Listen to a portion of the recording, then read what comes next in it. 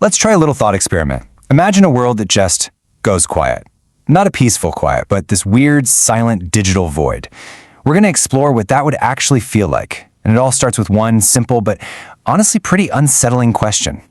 So let's just put it out there. What would really happen if the entire global network, the thing we rely on for, well, everything, just blinked out of existence for a full day? The fallout might be way more chaotic and maybe even more revealing than you'd ever think. All right, so the first few moments wouldn't be this huge, dramatic explosion. No, it would be subtle, it would be personal, and it would be really, really confusing. Let's walk through what that would feel like.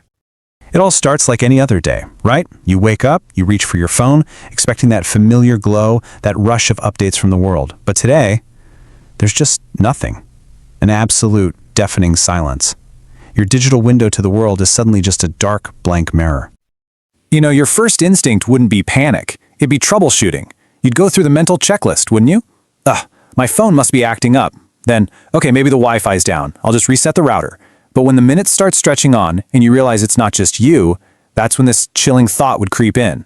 This isn't just my house, this is everywhere. So once that huge realization hits, the focus immediately shifts from just confusion to the very real, very tangible problem of just trying to get through the day. Think about it.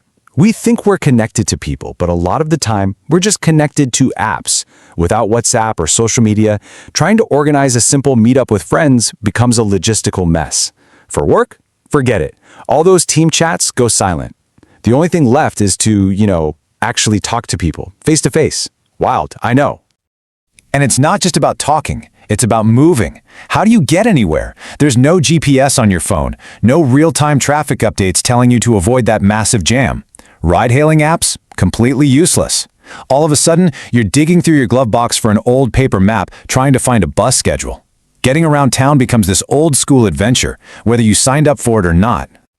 And this is where it really escalates, right? It goes from being a personal headache to a full-blown societal crisis. The massive systems that we all just trust to work in the background, well, they'd start to buckle fast. The scary part is how quickly the dominoes would fall. It starts small. You can't use your phone to pay for your morning coffee. Okay, annoying. But then the credit card reader at the grocery store is down. Now everyone is rushing to the ATM for cash, but those machines run out pretty quick. And just like that, within hours, commerce as we know it just freezes. And the damage would be everywhere. It wouldn't be just one sector. I mean, look at this. Remote work, which makes up a huge chunk of our economy, it would just stop. E-commerce and all the supply chains that depend on it, frozen solid. Schools, universities, they'd be thrown into chaos. It really shows you that pretty much every single pillar of modern life is built on this digital foundation. But let's move beyond the logistical nightmare for a second. What about us, as people? How would we actually react when all that digital noise that fills every second of our lives just stops? This quote just captures the paradox perfectly. Without an endless feed to scroll through, we'd be faced with something a lot of us haven't felt in a very long time. Real, actual boredom. But you know what? In that boredom, we might just find something we've lost. A little bit of freedom. Freedom to think, to create, to just be. The human response would be a total double-edged sword. On one hand, you could see some amazing things happen. People might actually talk to their neighbors, pull out an old guitar, find some joy in simpler things. But on the other hand, there's a very real danger. Panic and anxiety could spread. And with no reliable news sources, misinformation could spread like wildfire, just by word of mouth. And just think about the culture of it all. For 24 hours, the meme factories would be closed. No new viral videos, no trending topics, no hot takes lighting up your screen. The constant churning engine of internet culture would just pause. Can you even imagine how quiet that would be? So, after 24 hours of living in this strange, quiet new reality, the moment finally arrives. The switch gets flipped back on. What happens next? Just picture that moment. A single flicker on your screen. One notification pops up. Then another, and another, and another. The silence is shattered by a digital roar.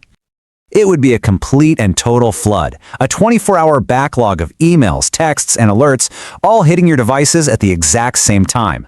Social media would absolutely explode, with everyone sharing their "I survived the blackout" stories. And you know it, within minutes, the entire crazy event would be immortalized as a meme. The Great Blackout would just become another piece of internet lore.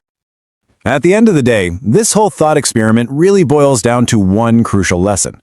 We live inside this incredible digital ecosystem. It's vast, it's convenient, but wow, is it fragile. And we take it for granted every single day. So, I'll just leave you with this last thought to chew on. In those 24 hours of total digital silence, what would you miss the most?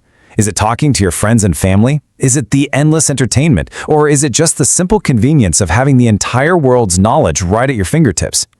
Your answer probably says a whole lot about the place the internet holds in your life. It's definitely something to think about.